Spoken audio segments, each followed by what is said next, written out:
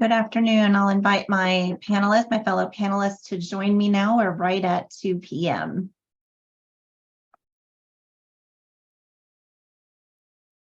Hi, Christina. Hi, Aaron.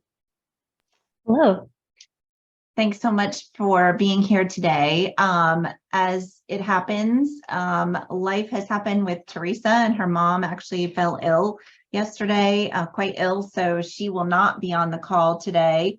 But fortunately, we do have one of our attendees is Lisa Mae Williams from Baptist South Florida, and from a clinical perspective, we'll call on her if we want to pull her into the conversation. So I'll try to muddle through as well as I can with being Teresa, but Lisa Mae will definitely be a better substitute than me for a PhD nurse. That being said, a couple of things for the attendees. We have a few folks that are registered for this webinar. We do expect it to be interactive. So if you have questions, please enter them in the chat. We'll ask them along the way. We'll answer them along the way. And you can raise your hand, or you can just put a question in the chat. Probably would be a bit easier for me to manage if there was just a question in the chat. I can see that a little bit easier. But feel free to do that at any time. This webinar is scheduled. We try to do these panel webinars about 30 minutes or so, a little bit between 30 and 40 minutes, just to give everybody time to have lunch, do whatever else they need to do in terms of meetings throughout the day. So we will get straight to it. So we will miss Teresa Rincon. She is a nurse on our team who has a pretty extensive background in artificial intelligence and machine learning, and some of the work that she's done. I think, Christina, you've worked quite closely with her on some publications potentially along the way. My two panelists are Christina Chen, who has carved out a distinguished career in healthcare technology, particularly in the realm of AI and machine learning, characterized by generating actionable insights and fostering cross-disciplinary partnerships. She's an accomplished researcher. Her work converges on the junction of AI and machine learning and healthcare research, pioneering innovative healthcare solutions, producing scholarly articles, and guiding clinical trials. Most recently, she's held the role of senior clinical scientist at Google Health, where she studied several projects as a clinical lead. Her work involved deploying AI for identifying tuberculosis in chest x-rays, developing a baseline chest x-ray model to accelerate and enhance model development, and developing a model to estimate gestational age and fetal position using a blind sweep fetal ultrasound. We can talk about that during this. That's very interesting. In addition to her research, she's a board certified physician specializing in nephrology and internal medicine. Extensive experience is further fortified by her commitment to education and mentorship and multiple esteemed academic accomplishments, and currently holds an adjunct professorship, assistant professorship at UCSF, where she continues her clinical practice and mentors nephrology fellows. Thank you so much for being here, Dr. Chen. It's a pleasure to have you, an honor to have you. Aaron is a healthcare privacy and technology and marketing attorney with Foley & Lardner Digital Health Practice Group. And for most of us that are on the call, Foley & Lardner is the premier law firm in the telehealth space. He advises innovative healthcare and technology companies to solve complex compliance, cybersecurity, data governance, data privacy, and risk management matters, working with leading digital healthcare providers and platforms, healthcare insurers, government-sponsored managed care organizations, and healthcare providers. He delivers pragmatic legal advice and action-oriented solutions, guidance to help clients reach their goals and objectives, routinely advises companies on HIPAA, digital advertising, text messaging, and Telephone Consumer Protection Act, the EU's General Data Protection Regulation, and California Consumer Protection Act, and other federal, international, and state privacy and security laws, regulations, and directives. And he helps health companies refine their big data strategy, realistically assesses risk, and it helps them achieve their goals. So both of you, Aaron, thank you so much for being here. Your career is distinguished as well. We're very lucky to have you here today. So the goal is that we are going to try to dispel some myths, give some real information to our participants today, and me as kind of not an expert in AI. I'll kind of ask questions as they come to me and the audience as they put in the QA. So the first one I want to talk about is kind of let's dispel this myth, and I'll point this to you, Christina. Let's dispel what, not really a myth, but what is the difference between AI and clinical decision support? That's a great question. And in this, I'm also going to answer like, what is machine learning? Because we hear a lot about AI, machine learning, clinical decision support. So AI is a really broad concept that describes the use of computer systems or machines to perform tasks that normally require human intelligence. And so this can be a whole variety of things. Clinical decision support, specifically tools that are designed to assist healthcare professionals in making decisions. They don't necessarily, in general, in the past, they haven't necessarily used AI. They are basically a way to get the right information to the right people through the right channels and the right format, like prompts and stuff, and the right points in the workflow. And they could be things like medication alerts, best practice notifications, order sets, etc. You can potentially use AI with machine learning, and AI can, like, for example, be able to identify a topic, and then you can a diagnosis or something, and you can use clinical decision support to figure out how to deliver this information to healthcare professionals in the right place. So machine learning is a subset of AI. So it's a method of training algorithms to make decisions or predictions based on data. And these can be things like neural networks, decision trees, but they can also be things that are traditional statistics like linear regression. And so ML subset of AI, clinical decision support to help make clinical decisions based on providing the right information and the right prompts. They can be used together. Interesting. Okay, that's great. Thank you for that explanation. That helps to kind of split it for me between what's AI, machine learning, and what's clinical decision support. One thing I read recently is I know that the NIH published an article in their medical journal around the future of AI and how AI could be used in healthcare. And they talked about how it could be accurate in identifying as good or better as a radiologist, for example, in identifying certain cases, particularly skin conditions, et cetera. But then as you think about the more complex challenges that, say, in the past, IBM Watson sort of was identified as we should be able to sort of cure cancer with IBM Watson. Even then, we're starting to see that cancer itself is a difficult thing to teach artificial intelligence. And we also see the AMA coming out with kind of their version of what AI means as an augmented intelligence, meaning it's not in a place of a physician. So, Aaron, talk to me about when you're thinking about AI and some of the challenges that that AI has in considering the data itself.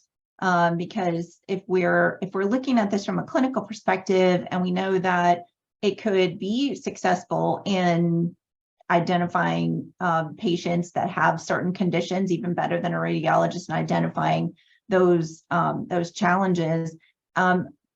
What about if data is found, if it is used only in one particular data set? In other words, it's localized to one area. I know that we talked about this a little bit around what if the data is only coming from one particular cultural area, and you try to apply that to another cultural area. What are the challenges that you found from a legal perspective?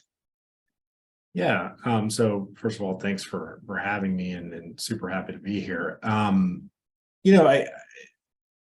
The question's an interesting one, right? Because we get so, as a lawyer who works with a lot of companies in this area, we get excited when we get big data sets, right? And we get excited when our clients and our vendors and the folks that are helping sort of these big health systems solve big problems get their hands on a great data set that will help train an algorithm, help train a support tool. help train an AI product that's going to help move the needle in a specific subject matter or in a specific area. And one of the things that I think we're seeing a lot of, at least on my end, is that whether COVID hasn't changed one thing, which is healthcare really is local. And so if you're getting a lot of data from the same area, a lot of data from the same subpopulation in a single area, you may be producing the greatest AI model or platform ever, but it's probably only going to be the greatest AI model or platform for that specific area, right? And so when you try to scale that across multiple cities, multiple locations, you might get some unintended consequences. You might get some bias being introduced into your platform. So really what we're seeing is sort of this need for global data, but then at a more of a nuanced level when, we're talking with health systems in a specific area, it is really, hey, we love the product, we love the data, but we need data from our experience in order to train our model so that it fits our patient population. And that, drilling down on what that data looks like, in my opinion, goes a long way into talking about social determinants of health, what we're seeing, in the community, what our typical patient looks like at a granular local level. And so, when you're talking about a data set that a company gets, we're always counseling our clients, that data set is probably only as good as the source it came from. And if that source is very localized, it's something you have to consider when you're getting your hands on a data set. Yeah, absolutely. If it's learning one particular area, right, then that may not apply necessarily into another area. And you can think of 1,000 of examples of how that might happen. I'm going to ask our off-camera participant, Lisa May, who is here on the call, or is a participant actually, or an attendee, I should say, on the call, just around how clinical teams work together to collaborate on, and I'm just going to allow her to talk here, making sure I did that correctly. Did I allow you to talk there, Lisa May? Here, can you hear me? Yes, I did. Thank you. So tell us a little bit about how the clinical teams will collaborate in building these models, and how you create these checks and balances when you're building a model. So I appreciate the opportunity to share with you all, and just to piggyback on what Erin was saying in terms of the data that you are putting into the model, or the factors that they're using to create the model can be very specific to the population. And that's not a bad thing. That's actually could be a good thing, because we want these models to be free from bias as much as possible. And, there might be something to be said about generalizability. However, when you have certain geographic locations and patient populations are kind of heterogeneous or homogeneous, depending, it really is important that the clinical folks get in to the conversation with our AI team. And so as the AI team is building a model, and so we're working on a couple of models, one for looking at sepsis and one looking at ventilator duration. And as the team is going through and picking the factors that are important for predicting, patients' deterioration or development of sepsis, for example, that they are selecting the right factors. And that what we do is we do meet with them on a regular basis and go through what algorithms they're using, what factors they're selecting, and then give our clinical feedback, because we understand what the providers are doing. We understand the patient's pathophysiology, and then we'll look at what they're presenting to us and to understand whether or not it makes sense as far as what the output is. So we work with them to develop even the population that they're creating the model on, and then even the testing population. And as they're going through and giving us a feedback on what they're seeing, we're giving our input. And the important part of it is that nothing is wrong with making changes as we go along, because models can deteriorate over time, and not just at the beginning.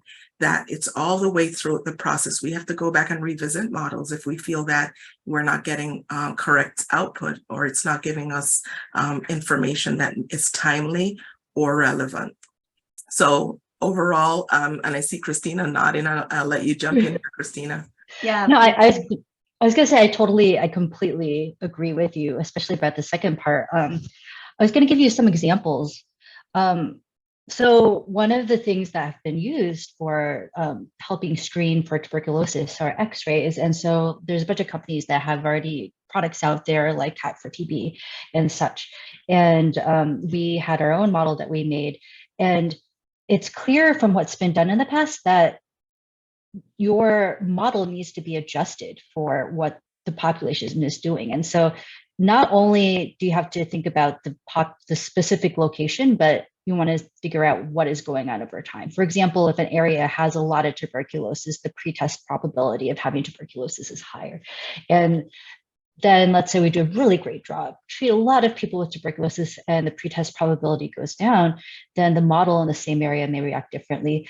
Another way, like Lisa was talking about ventilator settings, for example, right? We saw during COVID that there was a big change in what was normal in the ICUs. And so even in the same location, different variants, different strains over time, it changes. And so I think it's really important to know that even if you use data from your area, which may be more relevant for your population, that you have to continuously do a good job of making sure that it's still relevant, that it's providing information that's helpful and it's up to date, and have a way of updating your models for the current situation. And also, as much as like doctors and nurses and healthcare providers try to be unbiased, there's always some bias in the care. So even if in the localized area, that's the data you use, if there's any bias in it, then it will be evident in the data that you have. And so, for example, like if you have an area that's underserved and all the cervical cancer that you see there is really late stage cervical cancer, like you might want to be able to determine earlier cervical cancer, which you might not have the data for. And so just to make sure that it's not propagating any biases. And so doing like analysis like Lisa May was saying afterwards is just really important for making sure that you're delivering the care in a fair way, in a way that makes sense. Absolutely. Absolutely. Those are excellent points. And I wonder, as you're talking, because the data set is so important, who owns the data? So I'm going to direct this question to you to start, Aaron, but please feel free to jump in, Dr. Chen or Lisa May, after Aaron answers. But who owns the data that is using, that is training this AI, and is that a factor on whether or not a health system should choose to buy versus build their own AI system? So there's a lot of questions there, but what are your thoughts? Yeah, so the buy versus build question I'll get to in a second, but the data ownership piece has always been fascinating to me. And the healthcare ecosystem has always sort of prioritized the supply chain, right? We're getting great innovation from vendors and startups that are looking at these topics and generating this technology at a breakneck speed. And the issue really that I think I've seen, at least, is that unless you are a big health system, unless you are a major insurance company or a big hospital system, you do not have the access to the data that is necessary to really train these models up. And so on the vendor side, we're always looking for ways to assist in the I guess attainment of the right data, the data that is necessary to build their product. And so from an ownership perspective, and especially if we're living in the land of HIPAA, your covered entities, which are your health systems, your insurance companies, they are the ones that are going to own the data, so to speak. And so as a vendor, your uses and disclosures of that protected health information, of that data, to the extent it's identifiable, is really derivative of what your health system or your hospital system will allow, right? And we all hear the term business associate agreement. That actually becomes a little bit of a barrier to the use of some of this PHI to help build a system.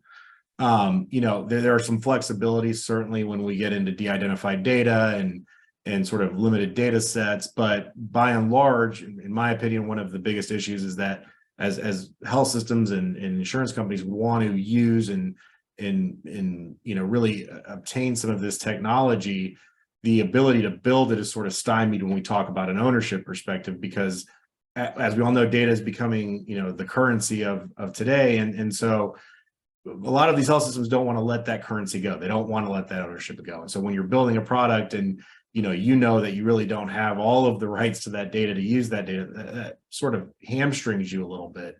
The build versus buy question, I think, is directly related to this, but sometimes there are people looking at your data sets that are just thinking about things a different way. And so, I think there's no right answer for any single organization, but building is certainly attractive from an ownership perspective, an IP perspective, all the things that as a lawyer I look to my clients and I say, look, this is great, this is your asset. As an innovator, somebody who really wants to push for innovation, I say, but there's also a lot of other companies out there that may be looking at this from a different perspective and may bring value to your table. Maybe you should let go a little bit on some of this data, some of these data protections that you have, so that you can kind of incentivize that innovation or build a better product. And so those are two questions that are just near and dear to my heart, because I do a lot of work on the vendor side, and I know how hard it is to get a great data set, and how even more disheartening it is when you see some of the data protection rights that come along with that data set. And so I'll get off my soapbox, but yeah, a little bit of data sharing goes a long way in this area. Absolutely. And I think that if you're an institution that's considering, looking into this space, I think that's good advice for you, because there's got to be some collaboration, and in a way that maybe we haven't seen before related to the data. But we do have a question that was posted in the Q&A that I wanted to ask now before we got into kind of more research questions and other clinical issues. And that's a question around if we know whether yet how the FDA will handle adding generative AI to a current Class 2 software device. And maybe that might be a question for you, Aaron, or I don't know, Dr. Chen, do you have some thoughts? I have some thoughts. I'll let Aaron go first, since he is the expert in this area. Yeah, FDA is definitely not my wheelhouse. I will say the FDA has gotten a little bit more proactive in addressing software as a medical device, and so they've put out some guidance recently that is helpful. I'm not sure that, while I think they would obviously the FDA would take into account generative AI as a subset of technology and that's out there, I think they would treat a lot of the incoming sort of whether it's 510(k) clearance requests or different types of submissions. I think they would treat them much in the same way as they're treating a lot of the software as a medical device filings that have occurred over the last year or so, and in line with some of that recent guidance that we've seen, and that I know a lot of people are curious about. Absolutely. Dr. Chen? I was going to say, I think that a lot of this is still being figured out now. And there have been various issuances that the FDA has released. I think back in here, let me share this. Can I share this link through the chat? Oh, you can put it in the chat. Yeah. Great. And so like this is one of the clinical decision support versus medical device, and the language here. And also, I'm not an expert. It seems a little vague, but they're saying like if you see where it's done, you could see what is, where it's coming from. Like this is a guideline, then that's clinical decision support. But generative AI would potentially, under this guidance, fall into, in theory, what would be a medical device. Is not, people aren't using it like a medical device right now. There was another paper that was released where they're just trying to get more information. I'm going to share that here. Thank you. For example, and so that's just like another document on some of their discussion papers, requests for feedback. And so I think this is a work in progress. And it's a guess. My guess would be that well, I'm not actually sure, but I think there will be some oversight, like how much is unclear. But it's been clear in the past that people have been putting out like clinical decision supports and such like, but it's not always necessarily beneficial for patients. There have been studies that have shown that in certain settings, for example, the AKI notifications like that in the tertiary hospital, there was no difference. But when they took that and brought it to community hospitals, it actually caused harm. So the patients did worse. And so it'll be interesting to see how they choose to evaluate things like that. And as for the buy or build, it also something that is near and dear to me. So, or Lisa May, do you want to go first before I go this? So we can. I just wanted to jump in on what you all were saying regarding the looking at, you know, in terms of that AI and FDA and what is relevant or not relevant to, you know, put in these restraints. So we were talking about this in our organization, and we thought about this. We don't have an issue with AI being, as Michelle said earlier, augmented intelligence, where it's going alongside the clinicians and helping to make decisions in terms of the patient's course. And we see that as very important and should not have a lot of restrictions and regulations on that. Should allow for organizations that are able to be innovative and have those resources to build on without worrying about, oh, we have to get FDA approval, so now we can't go down this road. So that there's something to be said for kind of loosening the restrictions there. However, as Dr. Chen said, when it comes to directly dealing with patients in terms of if it's going to be a direct-to-consumer facing AI, where the AI is going to give recommendations for patients to then go and make decisions about their healthcare, that certainly needs some careful thought and regulations surrounding it in terms to keep patients safe. And so we were talking about that because we've come up against that conversation about software as a medical device and whether or not we're going down that road.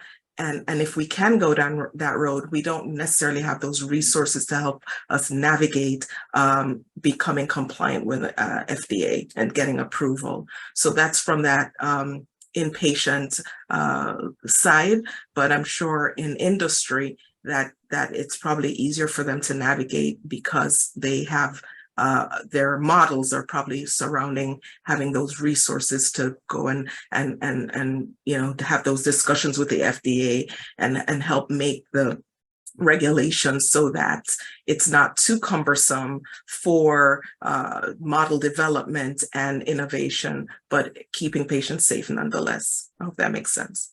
Oh, a balance, absolutely, 100%. Thanks for interjecting there, Lisa May. Helpful information. Did you have had continuation of that discussion, Dr. Chen, or? Oh, I was just going to add to the what Erin was saying about like building versus buying and why, and that's also something that is really interesting to me. So one of the things that I realized with building is it takes a lot of money and a lot of resources to build a good system, right? To build a good system, it needs to be flexible, take in data, have all the privacy and ethics along with it, be able to, you know, you have to be able to update it and modify it and deploy it into your medical record system seamlessly. But if you have if you are a system that would like to invest in it, it could be a really good investment. For example, like at Stanford, NIGM has a way to deliver, if someone makes a clinical decision report, they have a way to put it in their medical record system, do prospective trials, see if it works in their patient, and they can test it, which is really great. And they can change things and be able to modify things. If you use a model from someone else, that might be helpful, but you need to make sure that it's the right model for you and it's generalizable to your population, that you can change it with time if it doesn't perform as well, that you can measure the performance and make sure that it's doing what you want it to do. And so either way, you still have to monitor it. Absolutely. And We have another great question. We're going to clearly have to have another webinar on AI, but we have another great question from the audience and asking, and I think, Erin, I'll start with you, but how risky do you think it is right now for patients to use ChatGPT to ask questions about treatments for various diagnoses? Yeah, I mean, Building on something Dr. Chen just said and Lisa May. yeah. So so I think it's very risky. I mean, it's, I don't think I'm saying anything that even OpenAI is wouldn't say, right? I think that they have fully admitted that, these are still products in development. They've been released to the public in, sort of a beta form where they really are just tools that they're trying to hone, and they're trying to really, bring, get up to speed, so to speak. And so I think there is a great danger in patients, certainly, physicians, even lawyers. I just heard about a case where a lawyer wrote an entire legal brief with ChatGPT, and apparently ChatGPT just, I think, messed up and put a bunch of different cases in the brief. And so, I think there's danger all around in terms of that. I am, as a person who believes in innovation in tech, I am excited to see where we'll be, 6 months from now, 18 months from now, in terms of how it's able to triage questions and understand, a little bit, in a more nuanced way, some of the questions that ChatGPT and like Bard AI are being asked on a daily basis. That will be exciting for me, but I think we're a long way away from being able to rely on it in a, from a patient perspective, as like how to maybe amend or modify a course of treatment that a patient may be on. Absolutely. And in that case of the lawyer, they made up 6 citations of cases that were completely false. Dr. Chen, sorry, weigh in. Oh yeah, no, I was going to say I completely agree with both of you. So they call these hallucinations. So ChatGPT and other LLMs have these hallucinations, and they've demonstrated it in the healthcare. They had, I think, a chat, a dialogue between physician and patient, and they wanted to make it a note. And all of a sudden, like, they made it a note and a BMI popped up. The BMI was not from anything that was in the conversation. They just knew there should be a BMI in the note, so they made it up. And so these are called hallucinations, and they're almost so believable that it's hard to figure out. So different people are trying to figure out how to work with these hallucinations. Some of them use like a second GPT to question the first GPT to try to weed these out. But I think, and they're able to be like, hey, this isn't based on real data and we shouldn't add this in. But I think there's a lot of work that needs to be done for it to stand alone. I don't think it can stand alone right now because of all of these nuances. To be used as a tool potentially, but still like with caution, because sometimes it also just makes things up, like hallucinations. And right. And there was a question about using it in clinical practice, and sometimes they're saying that could it bias care, right? Like, what does the patient have? And ChatGPT comes up with something, and then when you see something, there's some bias into that. And so, is that right to use in clinical care? And that's another open question on how it's affecting healthcare. But I am really excited because one of the things that's so difficult is I'll see a nephrology patient and they'll have 500,000 notes and like 500,000 phone calls, and like I'll read as many as I can, but like there's just so much data. And if there's a way for them to be able to summarize the data and make it easily accessible, that would just be phenomenal. I think it'd help patient care. And I would be so happy. I personally think that's the biggest usage, is this prioritization, this summarization that you're referencing, that, then we can start to have AI really be able to prioritize the most complex patients and the easier patients, those more simple ones that can be identified and potentially even in the future being diagnosed by an AI tool, where we see, as you referenced, the tuberculosis being even more effective than in some cases radiology. To me, that's a big application and healthcare saver. Yes. So I was going to add something to the radiology question. So a few of the papers that we came out with, we compared our model performance compared to the ground truth, which was whether or not they had tuberculosis on culture or PCR.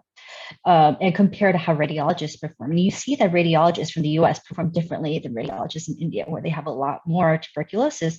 And you also see just a variety in performance of radiologists. And so what AI can do is, I don't think it can necessarily perform better than all people, right? Because it's the data you're trained on, but it can, when we looked at it overall, it performed better than the radiologists overall. Yeah. Because, yeah.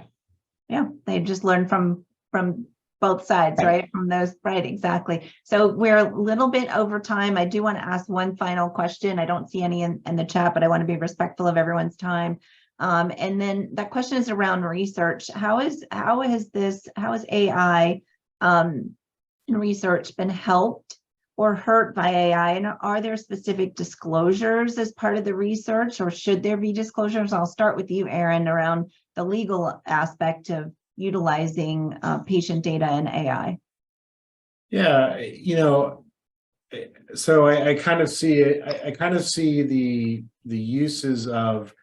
I still very much am in the camp that AI is a tool. It's a tool that we should leverage. It's a tool that we should use to help us prioritize, like you just mentioned, help us, create efficient workflows. And so I think that, at least from a legal perspective and the way I kind of think about things is that if you're using it as a tool to supplement your knowledge, supplement your thoughts, but you're also doing what, a lawyer that's filing a brief or a doctor that's, making a prescription, in so much that you're, okay, look, this is an option I have. It's been made to me, it's been provided to me by this, whatever, Chat GPT, Bard AI, whoever I asked the question to.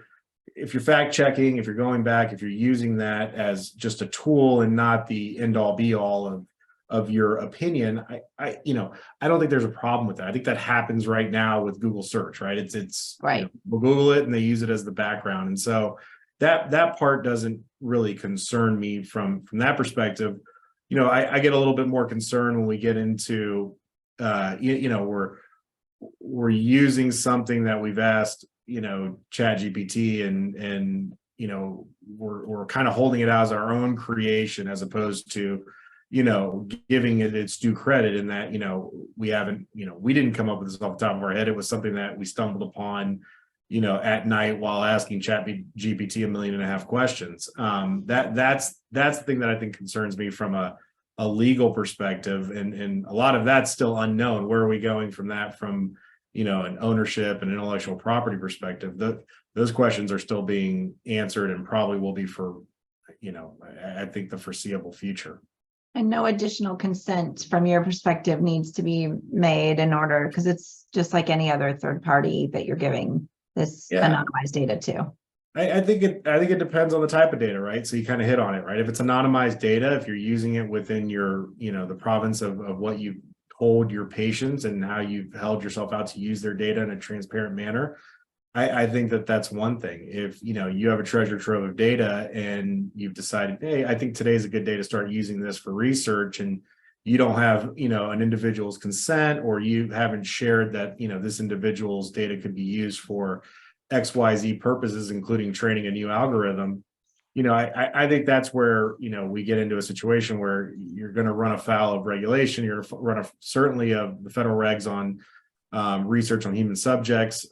So I think there's a lot to be unpacked there, but, I think there's a little bit of a safer road to go through if you're using de-identified data for sure. Yep. Yeah. Your thoughts, Dr. Chen? So that's so helpful, Erin. Like, I really appreciate your thoughts on this. And just adding, so I agree with what you said, and then adding on to that is, it's been really interesting, right? Because all of us have touched base on how difficult it is to get data to do analysis. There's a lot of smart people who are really keen on improving healthcare. So I used to be with Teresa, part of the LCP lab at MIT, where we had the MIMIC data set, which was from my old hospital at Beth Israel. And that was open access for anyone to use with waveforms, now chest x-rays, and soon echocardiography videos. And that was really just to make data available for more people. In an ideal world,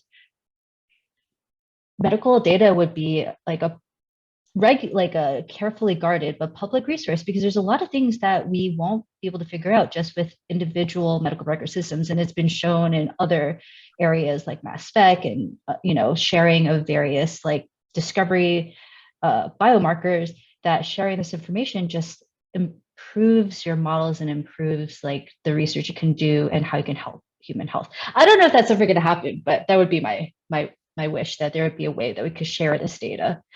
They talk about federated learning and such. I don't know how well that's going. It's worth a shot. But yeah, like if it would be really great if it would be data that more people could have access to build models and better understand disease.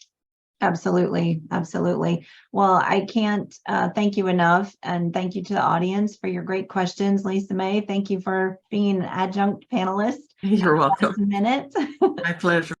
Thank you so much. And Dr. Chen and Aaron, thank you so much. I appreciate you being on here. And Aaron, I was able to get through the entire webinar without actually having to pronounce your last name. So but thank you so much. And I'm sure we're going to be having another conversation on AI. This is a fascinating topic. And from the digital health perspective, the virtual health perspective, it's coming in fast.